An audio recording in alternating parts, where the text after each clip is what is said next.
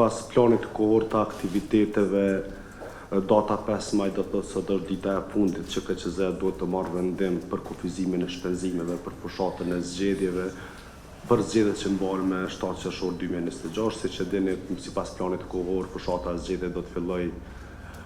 me datën 28 maj 2026 dhe do të përfundoj me datën 7 qershor 2026 para hapjes së qendrave të votimit. Andaj lidhur me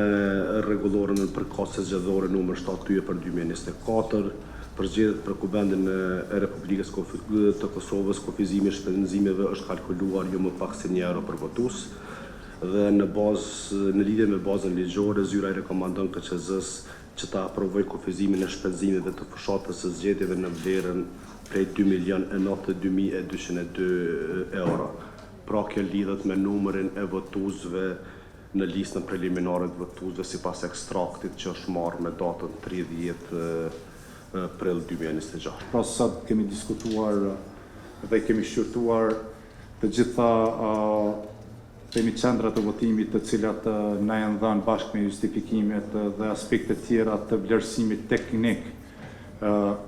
të shfrytëzimit të përfaqësive diplomatike si qendra votimi me datën 6 pra, sepse votimi bëhet një ditë para ditës së zgjedhjeve dhe për informimin tuaj, numri i qendrave të votimit jashtë Kosovës do të jetë 48, numri i vend votimeve do të jetë gjithsej 70, kurse numri maksimal i votuesve të cilët mund të regjistrohen është 64.450 për të gjitha këto qendra votimi. Raporti paraqet krijimin e listës preliminare të votuesve për zgjedhjet e parakohshme të 7 qershorit dhe është bazuar nga të dhënat e regjistrit qendror civil. Pas përpunimit të dhënave largimit personave si të vdekur, pas verifikimit të sekretariatit edhe me institucionet tjera, lista preliminare përmban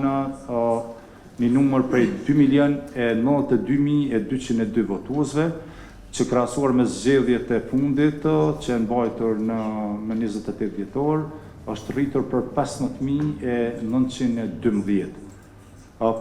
Pas zgjedhjeve të kaluara janë larguar gjithsej 6.219 votues, prej të cilëve 5.826 janë larguar si të vdekur, 393 për shkak të humbjes së shtetësisë, ndërsa numri i votuesve që votojnë për herë të parë është 22.131, prej tyre 16.933 janë votues të ri, pra që kanë mbushur moshën 18 vjeç prej 29 dhjetorit dhe deri me tani.